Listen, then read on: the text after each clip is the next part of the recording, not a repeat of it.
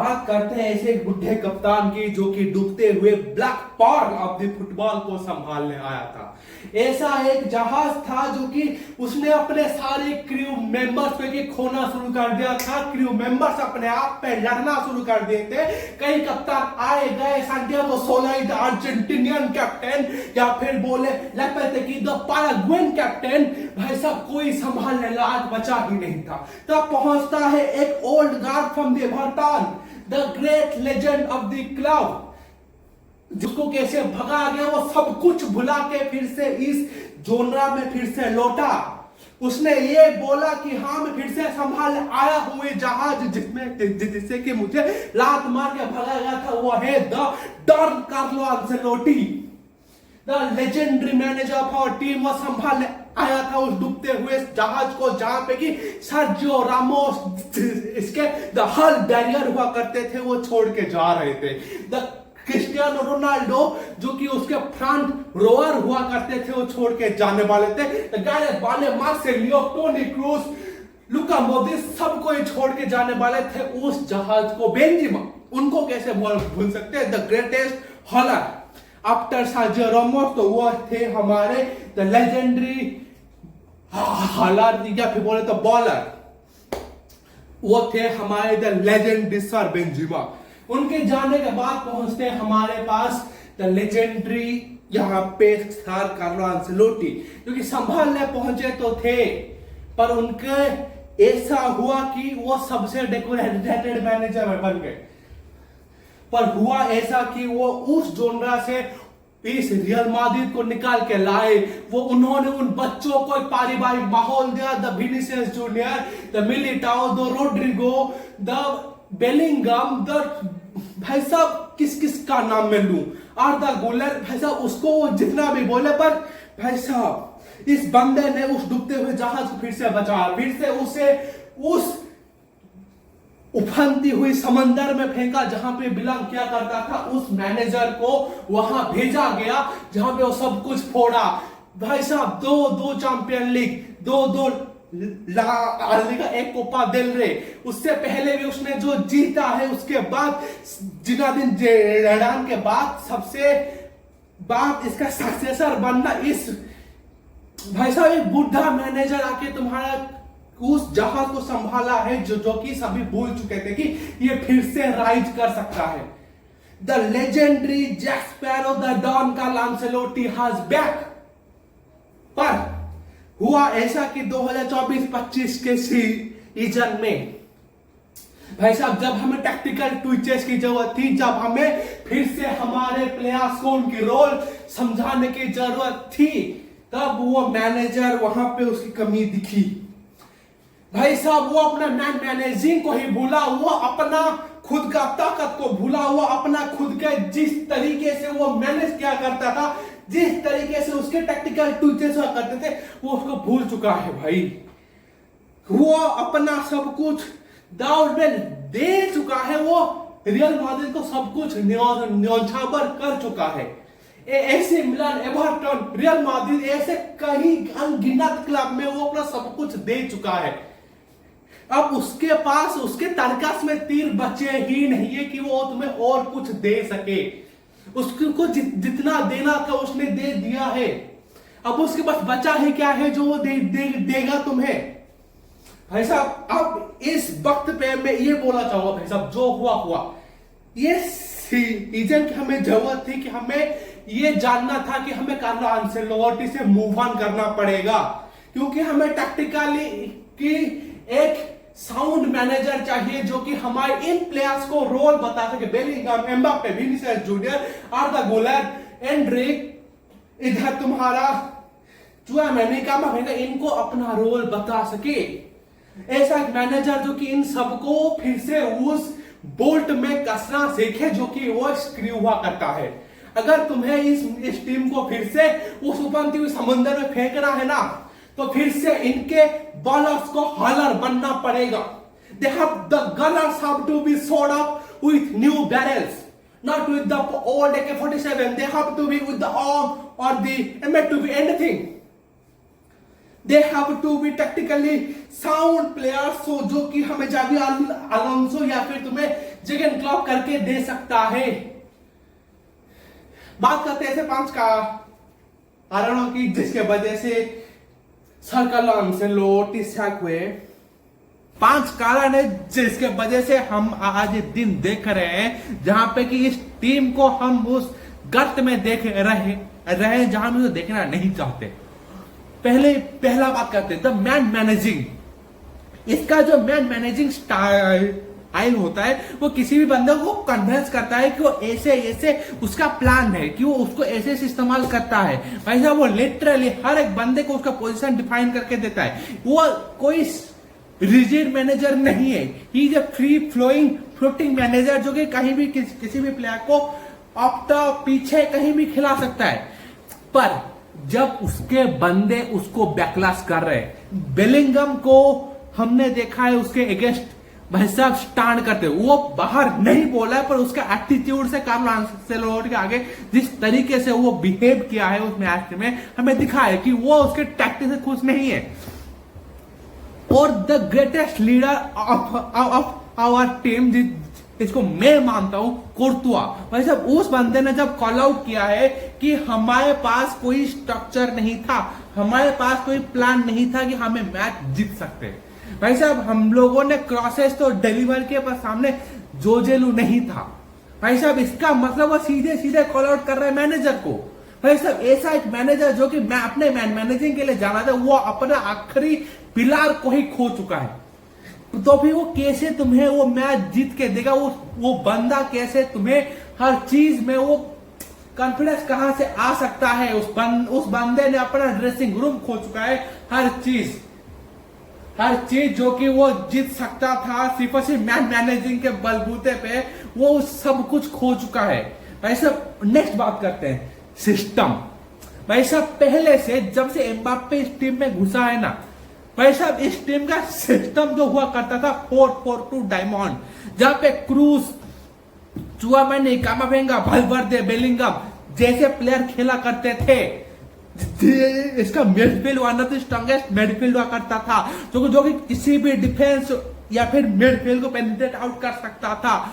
इस टीम का midfield non existence है। भाई साहब क्रूज के जाने के बाद इस टीम का मिडफील्ड एग्जिस्ट ही नहीं करता। जहां पे हमारे पास डिफेंस में 4 बंदे हुआ करते अभी भी है, पर मिडफील्ड में एक नंबर घटते ही हमारे पास वो डिफेंसिव वल्नरेबिलिटी दिखा है। जब बंदा ट्रैक बैक नहीं करता है तो फिर इतने बड़े बड़े होल दिखते हैं हमें अपने फील्ड में कि तुम बता भी नहीं सकते कि ये टीम वो टीम हुआ करती थी जो कि बायर्न म्यूनिख के अटैक को रोकी है पिछले साल। भाई साहब 4-4-2 डायमंड हमारा सिस्टम हुआ करता था। बेंजेमा के जाने के बाद हमारा सबसे बेहतरीन टैक्टिक हुआ करता था जिसमें हम लोग विनीसियस जूनियर, रोड्रिगो को अप टॉप के साथ, बेलिंगम का बस पेनिट्रेशन के साथ सब कुछ कर सकते थे।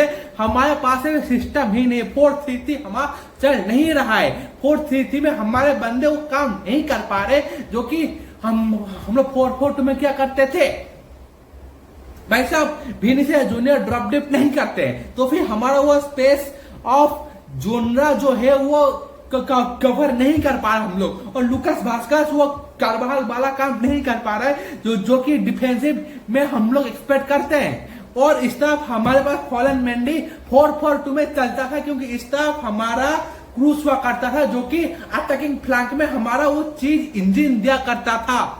पर हमारे पास फॉलन मेंडी वो काम नहीं कर पाता। भाई साहब जिस तरीके से हम लोग देखे हैं कि बंदा ट्रांजिट करता है, बेलिंगम अटैक में भी करता था, फिर मिडफील्ड में भी इन्वॉल्वमेंट करता था, पर अभी बेलिंगम को डिफेंस भी करना पड़ता है और मिडफील्ड भी संभालना पड़ता है। उसका गोल्स भी गिरे हैं, सब कुछ गिरा है। भाई साहब अगर तुम्हारा सिस्टम काम नहीं कर पा रहा है, चेंज करो ना। डोंट बी फकिंग रिजिड कि मैं एम्बापे को बिठा नहीं सकता, रोड्रिगो को बिठा नहीं सकता, विनीसियस जूनियर को बिठा नहीं सकता। You are fucking man manager. तूने अपना आखिरी दाव ही अपने मैन मैनेजिंग पे खेला है, पर तू इस बार उसको नहीं निभा रहा है। अब बात करते हैं हमारे सबसे बड़े कल्प्रिट द पापा पेरेस। भाई साहब जब तुम्हारे टीम में बेंजिमा, क्रूज, कार्वाहाल, आलाबा, मिलिटाओ, भाई साहब इतने सारे तुम्हारे मेन प्लेयर इंजोर्ड होके बाहर गए, तो फिर तुमने इनपुट क्यों नहीं दिया? डिफेंस में हमें राहुल एसेंसियो को खिलाना पड़ गया उस पोजीशन में जहां पे हम लोग एक मैच्योर बंदे को एक्सपेक्ट करते हैं, जिस पोजीशन में मिलिटाओ, आलाबा खेला करते थे। हमारा रूडिगर थर्ड डिफेंसिव ऑप्शन हुआ करता था, उस पोजीशन में हमें रूडिगर हमारा 2 साल से कंटिन्यूस खेला जा रहा है। भाई साहब उधर राहुल एसेंसियो को एक 21 साल का बंदा जो कि लिटरली 21 साल का है, उसके पास मैच्योरिटी नहीं है बड़े गेम्स का, वो मैचेस खेल रहा है। भाई साहब बेंजेमा के जाने के बाद हमारे पास आउट एंड आउट स्ट्राइकर नहीं है, और Mbappe is not Benzema, he is a left winging striker जो कि इन्वर्ट करता है, कट इन करता है, फिर गोल मारता है। भाई साहब बेंजेमा बॉक्स में प्रेजेंट होकर के वो बॉल जब आता है तो गोल मारता है। Benzema is different class, Mbappe is different class. Benzema के जगह हमारा जोजेलू था जो कि मैचेस निकाल के दिया करता था, जो बायर्न म्यूनिख के अगेंस्ट जो 2 गोल गिरे वो बेंजेमा जैसे बंदे से ही एक्सपेक्ट किया सकता है, जो कि जोजेलू ने करके दिखाए। हमारे पास इस बार जोजेलू नहीं है, कोई भी नहीं है हमारे पास। कोर्टवा ने बिल्कुल सही बात की है, we don't have the fucking engines और द हेड्स अप फ्रंट। अब बात करते हैं हमारे गलती की। भाई साहब ये प्लेयर बॉक्स क्रॉस आउट नहीं करते।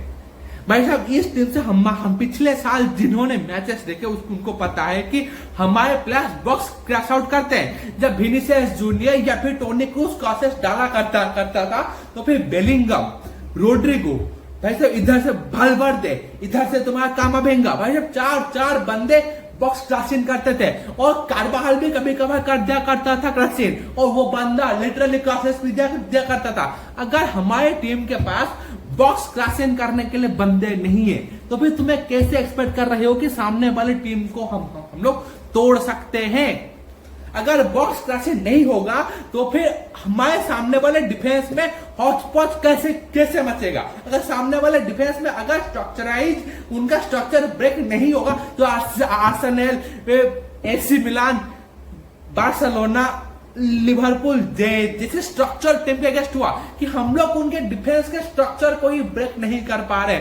हमारे पास out and out box crosser है, पर उसके लिए हमें क्रूज चाहिए। डैनी सेबायोस अगर होता तो बात अलग होती, मानता हूं भाई साहब, पर भाई साहब बॉक्स क्रॉसिंग करने के लिए पीछे एक ऐसा बंदा चाहिए। अगर क्रॉसेस गिरा, अगर उन्होंने क्लियर आउट किया, तो पीछे ऐसे बंदे होने चाहिए जो कि वो बॉल को ग्रैब इन कर सके या फिर उधर प्रेस कर सके, जो कि पहले चुआमेनी और टोनी क्रूज क्या करते थे।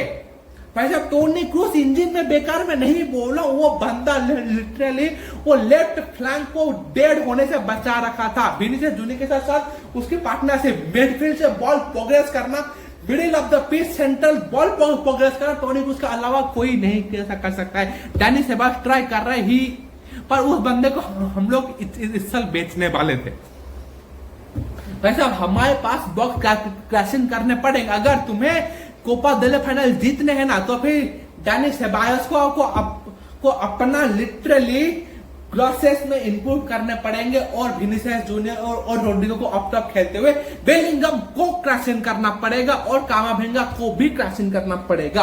अगर क्रॉसिंग हम लोग नहीं करते तो हमें ये कप भी भूलना पड़ेगा, जैसे हमने 5-2 के साथ वो बकचोदी वाला जो कप है, क्या था वो, सुपर कोपा दे स्पेनिया, उसको हमने जैसे हारा, हमें कोपा डेल भी हारना पड़ेगा। उसने तो बोला है कि हम लोग 4-2 के साथ हम लोग उतरने वाले हैं। Let's see what will happen. आखिरी रीजन पे आते हैं, lack of creativity of top. भाई साहब विनीसियस जूनियर और एम्बाप्पे एक साथ नहीं चलेंगे। ये कभी नहीं हुआ है कि दो लायबिलिटी को लेकर के, डिफेंसिव लायबिलिटी को लेके तुम लोग एक सीजन निकाल दियो, नहीं होगा। विनीसियस जूनियर, एम्बाप्पे दोनों ही तुम्हारे out and out up front player है, जो कि लेफ्ट विंग से क्रिएट करते हैं, और सेंट्रली वो लोग तो वो बात अलग है, पर वो दोनों ट्रैक बैक नहीं करेंगे। उन्हें पता है कि उन्हें ऑफ्टर प्रेजेंट होना है, जहां से वो बॉल को लेकर के गोल मार सकते हैं। पर अगर हमारे पास प्लेयर्स नहीं है, अगर हमारे पास आगे प्लेयर, अगर हमारे मिडफील्ड डेड है तो फिर तुम्हें डिफेंसिव इनपुट देने पड़ेंगे।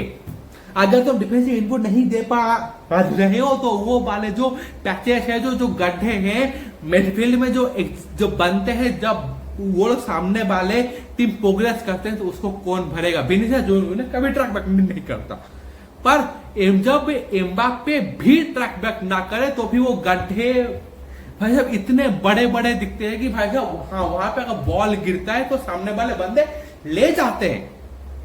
इस ऐसे ही पेड्री लो लामिन यमाल ऑपरेट करते हैं, उसी स्पॉट को वो लोग एग्जैजरेट करते हैं जहां पे उस स्पॉट में वो लोग प्रेजेंट होते हैं, और उस पोजीशन में बॉल आते ही वो लोग लेकर के हमारा लेवेंडोव्स्की या फिर राफिनिया को बॉल फीड करते हैं।